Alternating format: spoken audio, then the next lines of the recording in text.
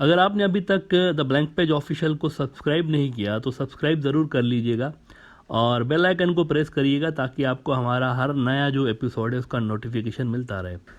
कल broader view के अंदर मैंने ज़ेलेंस्की साहब, यूक्रेन के सदर, या मुझे कहना चाहिए कि यूक्रेन के एक्स सदर, इसकी उस अपील पे बात की थी जो कि उसने यहूदी बरादरी से की थी कि दुनिया भर के यहूदी मेरा साथ दें। और कल ही मैंने ब्रॉडर व्यू में ये बात की थी कि ये यहूदियों का जिक्र क्यों कर रहा है, कहाँ यूक्रेन, कहाँ है इजराइल, ये यहूदियों का जिक्र क्यों कर रहा है और यहूदी ही क्यों कह रहा है, ये इजराइल क्यों नहीं कह रहा। क्या इसका इशारा जायोनिस्ट की तरफ था, जो जायोनिस्ट कुव्वतें हैं दुनिया के अंदर जो कि बहुत ही पावरफुल हैं, उसकी तरफ इशारा कर रहा था? क्योंकि कहा जाता है कि ज़ेलेंस्की खुद भी जायोनिस्ट यहूदी है। देखें, एक बुनियादी चीज़ याद रखें। पहले तो अक्सर लोग एक बहुत बड़ी गलती कर जाते हैं।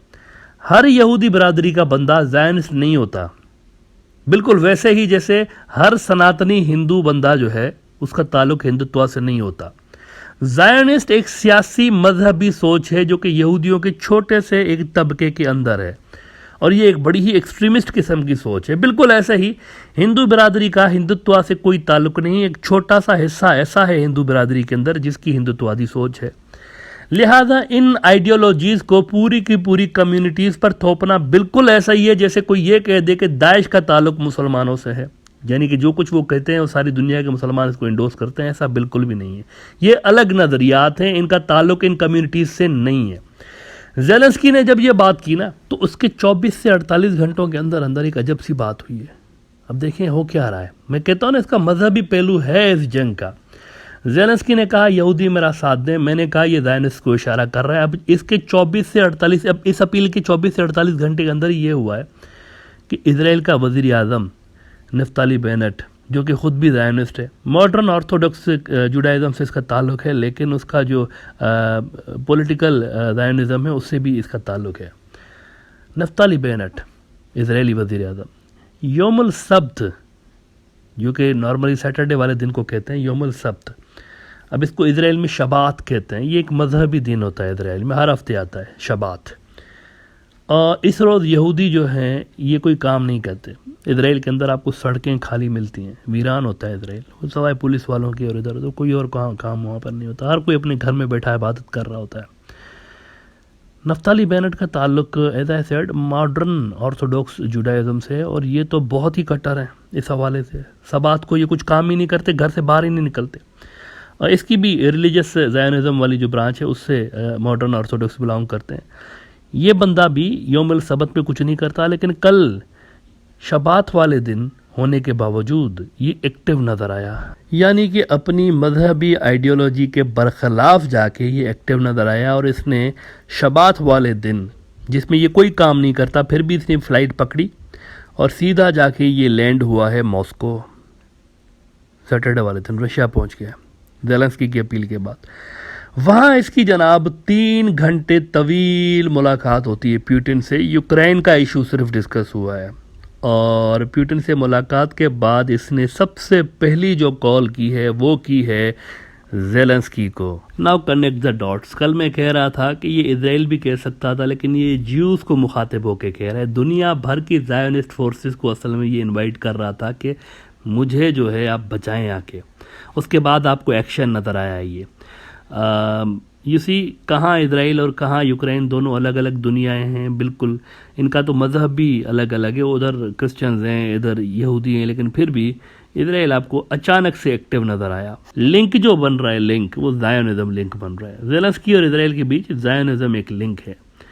क्या कोई ब्रेक थ्रू हुआ है इन टॉक्स में? नफ्ताली बेनेट और मॉस्को के दरमियान जो टॉक्स हुई हैं, कोई हुआ है पुतिन के साथ उसकी मुलाकात में? नहीं, कोई ऐसी बड़ी रिजल्ट नहीं निकली है जिसको हम सिग्निफिकेंट कह सकें कि कोई बहुत ही बड़ा अच्छा इसने कोई किया है कारनामा। ऐसा कुछ भी नहीं हुआ। लेकिन नेवरदलेस मित्रों, अटैम्प्ट तो हुई ना। 24 घंटों के अंदर अंदर अटैम्प्ट हुई है। देखें, ज़ेलेंस्की यूक्रेन के अंदर इस वक्त मिसफिट है। इजराइल को भी ये बात समझनी पड़ेगी। वो ऐसे ही मिसफिट है जैसे बाइडेन इंतजामिया के प्लान्स में मोदी साहब मिसफिट हैं।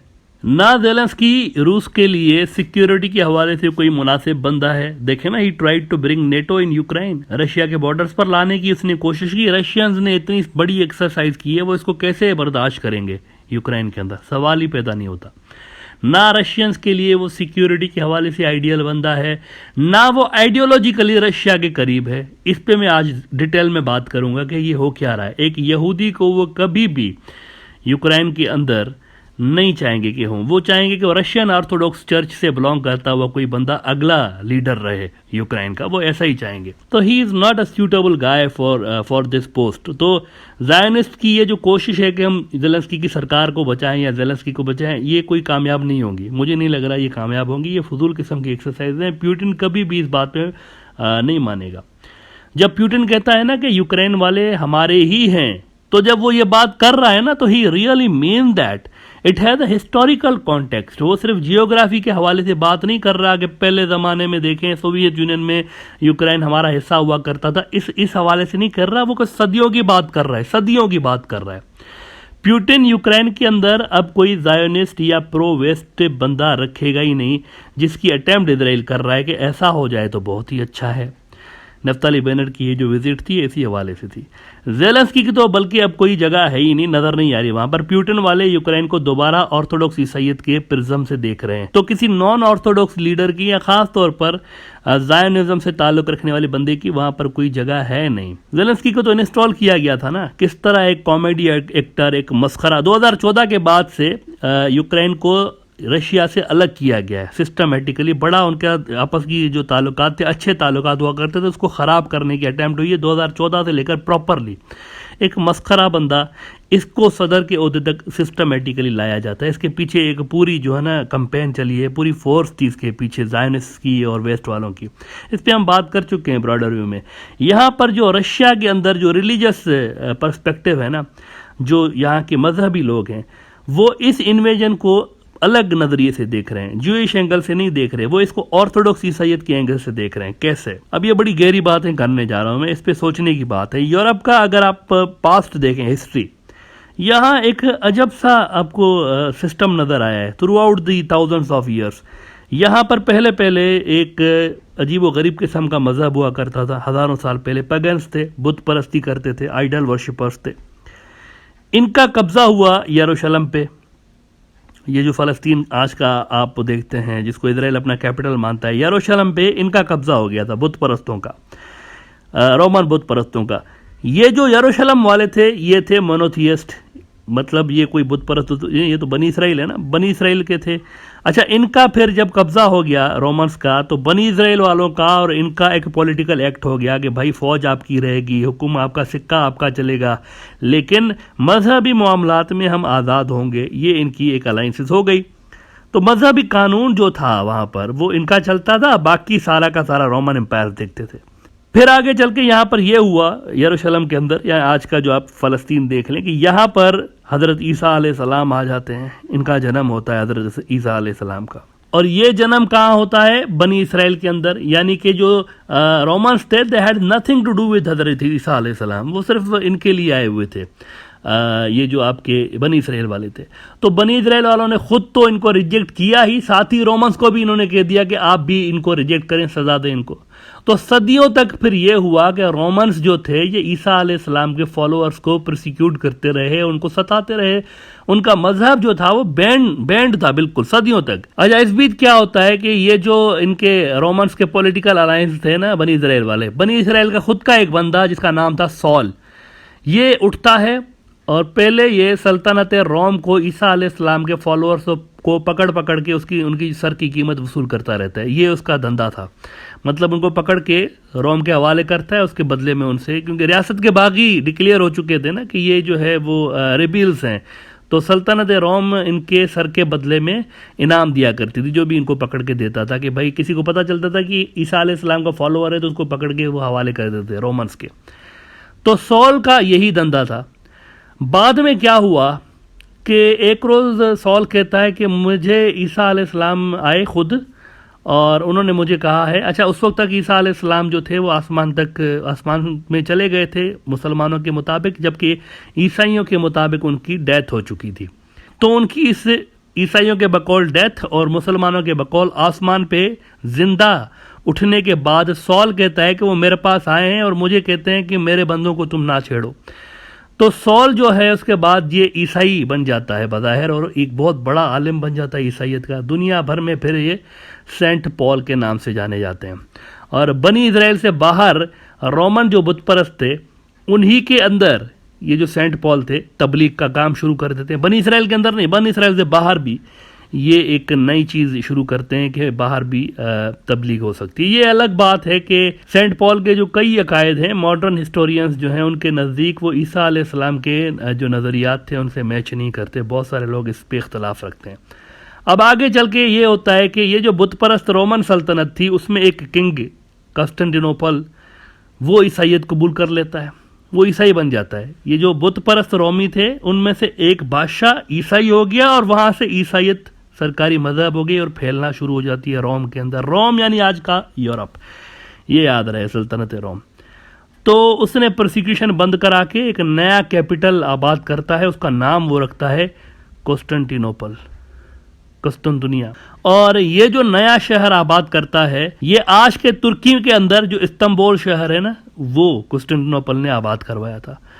और क्रिश्चियनिटी का फिर ये मरकज़ बन जाता है ये शहर। अच्छा, रोम से कैपिटल फिर इधर शिफ्ट हो गया तुर्की के अंदर, ईसाइयत का कैपिटल तुर्की के अंदर, और यही फिर इस सल्तनत का मरकज़ बन जाता है, सेंटर बन जाता है। और यहीं पर ही जो मरकज़ी गिरजा होता है, जो चर्च मरकज़ी सेंट्रल चर्च होता है, जहाँ से पूरी दुनिया के जहाँ जहाँ पे ईसाइयत फैल गई थी वो यहाँ से कंट्रोल होती है। और इससे चर्च का जो हेड था वो पत्रियार्क कहलाया जाता है। लेकिन फिर यह हुआ, एक अजब सी बात हुई कि कुस्तुनतुनिया के पत्रियार्क जो थी ना, उनकी वैल्यू रोम के पत्रियार्क से ज़्यादा हो गई, उससे ज़्यादा हो गई। रोम के अंदर जो पहले से ही एक चीज़ चलती चली आ रही थी, तो वहाँ पर भी तो एक वो था ना चर्च का हेड, उससे ज़्यादा पत्रियार्क जो था वो ये इम्पोर्टेंट हो गया कुस्तुनतुनिया वाला।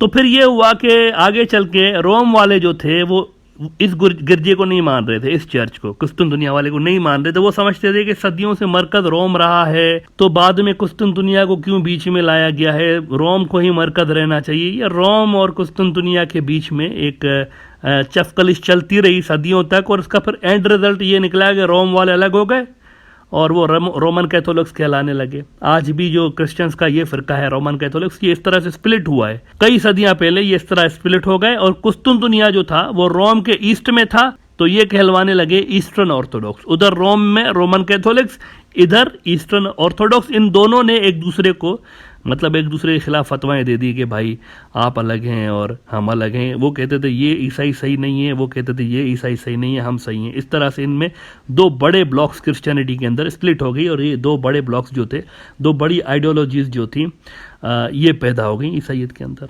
इवन ये इस हद तक इनके अंदर डीप इख्तलाफात थे कि जो बाइबल था उसकी इंटरप्रिटेशन में भी बहुत ज़्यादा इख्तलाफ रहा इन दोनों की। यहाँ के इन दोनों के जो बाइबल्स हैं उनके अंदर नंबर ऑफ़ बुक्स जो हैं वो डिफरेंट हैं। मतलब जो ऑर्थोडॉक्स है उनका बाइबल थोड़ा बड़ा है, उसमें इजाफी किताबें हैं, जबकि कैथोलिक्स का जो बाइबल है वो उससे छोटा है। प्रोटेस्टेंट्स का जो बाइबल है वो उससे भी छोटा है। मतलब नंबर ऑफ़ चैप्टर्स या नंबर ऑफ़ बुक्स जो हैं वो अलग हैं दोनों में। अब इनमें यह भी फ़र्क था दोनों में, कैथोलिक्स में और ऑर्थोडॉक्स में, कि रोम के अंदर जो चर्च का जो सेंट्रल फिगर था वो पोप रहा हमेशा, और पोप के पास वसी अख्तियारात थे। पोप एक ही होता था, पोप दो नहीं होते थे, और पोप जो था यूँ समझे किंग से भी ज़्यादा पावरफुल था। लेकिन पत्रियार्क्स जो थे वो कोई एक बंदा नहीं होता था, वो कई पत्रियार्क्स हो सकते थे। एक रीजन के अंदर, हर रीजन के अंदर अलग अलग पत्रियार्क्स होते थे, लेकिन यह है कि सेंट्रल पत्रियार्क्स जो था वो एक ही हुआ करता था। वहाँ पे फिर डिसाइड होता था जो सेंट्रल गिरजा, इस सूरत में यह था कि कुस्तुनतुनिया था, इस्तांबुल आज का, ये सेंट्रल पत्रियार्क्स हुआ करता था। अच्छा जी, फिर ये हुआ आगे चल के कि जिस तरह बुत परस्त रोमन्स में कुस्तुनतुनियोपल ने ईसाइयत कबूल कर ली थी ना, तो वैसे ही बिल्कुल एक बार क्या होता है कि एक दूसरी सल्तनत थी, केवियन रूस नाम की जो सल्तनत थी, इसका एक प्रिंस था जिसका नाम था व्लादिमीर। वो जनाब सदियों बाद आता है और वो जो है क्रिश्चियनिटी कबूल कर देता है, केवियन रूस। अब ये जो यूक्रेन का शहर केव है वो भी उसके नाम पे है, और रूस जो है, रूस का पुराना नाम, रशिया का जो पुराना नाम वो रूस है। वो यही दोनों एक ही सल्तनत है, यूक्रेन और रूस जो एक ही सल्तनत, केवियन रूस वो सल्तनत थी। इसका शहजादा क्रिश्चियन हो जाता है। तो वहाँ पर यूँ समझे कि एक और भी क्रिश्चियन सल्तनत वजूद में आती है। ऑर्थोडॉक्स जो थे ये कुस्तुनतुनिया में रहे और कैथोलिक्स जो थे वो उधर यूरोप में रोम में रहे। लेकिन फिर ये हुआ कि कुस्तुनतुनिया के अंदर एक और मजहबी आइडियोलॉजी आती है जो कि बहुत दुनिया के अंदर बहुत जगहों को जिसने उथल पुथल करके रखा हुआ था, और वो थे मुसलमान।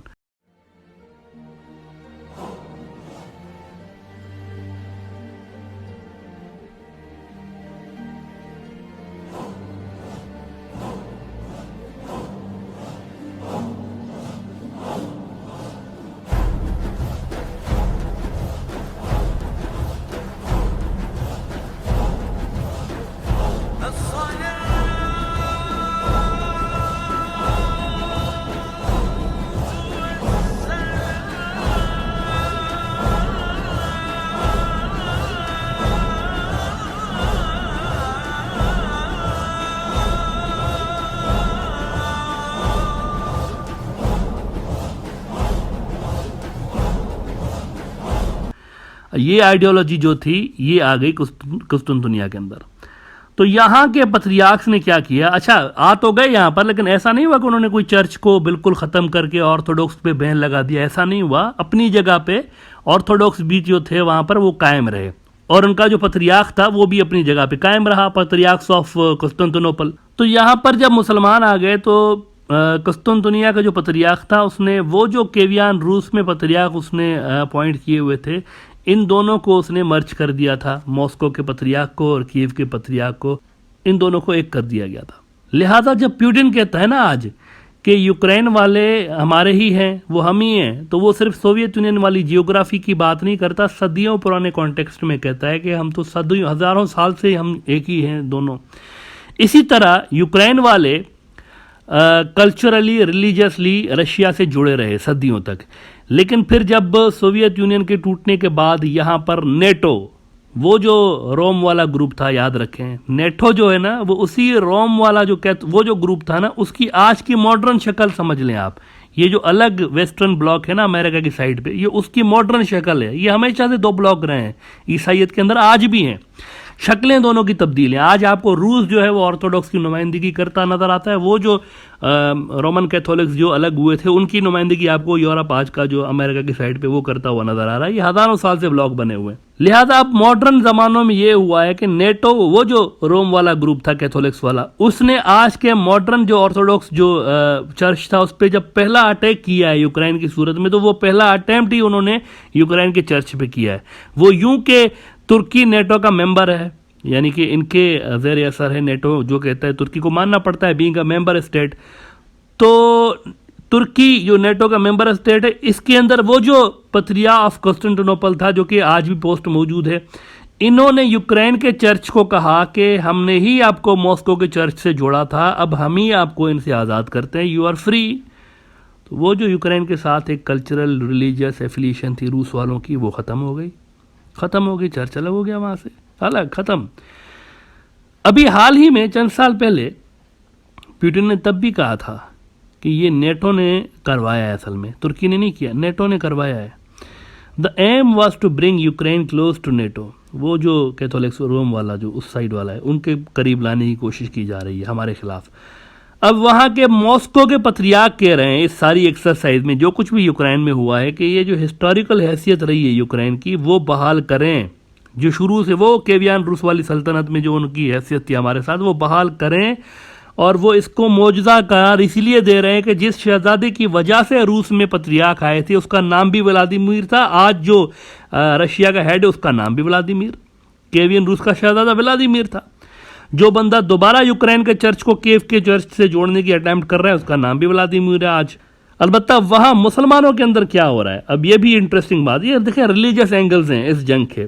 मुसलमानों के अंदर बहुत से स्कॉलर्स इस सारी डेवलपमेंट को इस तरह देख रहे हैं कि यूक्रेन इशू पे यूएई अमेरिका का इत्तेहादी था, वेस्ट का इत्तेहादी था, बड़ा करीबी, अभी हाल ही में इसने नॉर्मलाइजेशन किए, अब्राहम का कार्ड सब कुछ किए, वो वेस्ट से दूर होता हुआ नज़र आ रहा है। कल उसको बिला वजह बेचारों को अमेरिका ने FATF की ग्रे लिस्ट में डाल दिया, ऐसे ही वो रशिया को उन्होंने कंडेम करने से इनकार कर दिया, उसको डाल दिया उसमें ऐसे ही बिला वजह। सऊदी और अमेरिका के दरमियान भी मामला एक पेज पे नहीं है रशिया के मामले में। ईरान के साथ मजीद क्लोज हो गया है रशिया। इजराइल के वेस्ट की वजह से रशिया से दूरी नज़र आई है। बांग्लादेश और पाकिस्तान वैसे ही न्यूट्रल है, नहीं जा रहे रशिया के खिलाफ। अब देखिए पूरा मुस्लिम वर्ल्ड, चाहे क्या ईरान, क्या अरब, क्या पाकिस्तान, क्या बांग्लादेश, रशिया के खिलाफ नहीं जा रहे। बल्कि पाकिस्तान ने तो यूनाइटेड नेशंस की अभी ह्यूमन राइट कमीशन का जो एक इजलास हुआ है वहाँ पर भी उसने रशिया के खिलाफ वोट देने से इनकार कर दिया। तो महसूस ये हो रहा है वहाँ मुस्लिम वर्ल्ड के अंदर स्कॉलर्स को, बहुत सारों को, कि वो जो एक हदीस है रसूलुल्लाह सल्लल्लाहु अलैहि वसल्लम की, जिसके तनाजुर में वो कहते हैं कि एंड टाइम्स में मुसलमानों का क्रिश्चियन बरादरी के साथ अलाइंस होना है, वो इसको इस रूप में देख रहे हैं कि हमेशा से वो यही समझते रहे हैं कि ऑर्थोडॉक्स के साथ अलाइंस होना है। तो वो इसको इस नज़र से देख रहे हैं कि खुद ब खुद ये एक अलाइंस बन चुका है ऑलरेडी, मुसलमानों का रशिया के साथ बन गया है, और उधर वेस्ट वाले जो हैं और इसराइल जो है वो उसके खिलाफ। तो वो इसको इस नज़र से देख रहे हैं कि ये तो अनडिक्लेयर्ड अलायंस पहले ही बन गया है कुदरती तौर पे।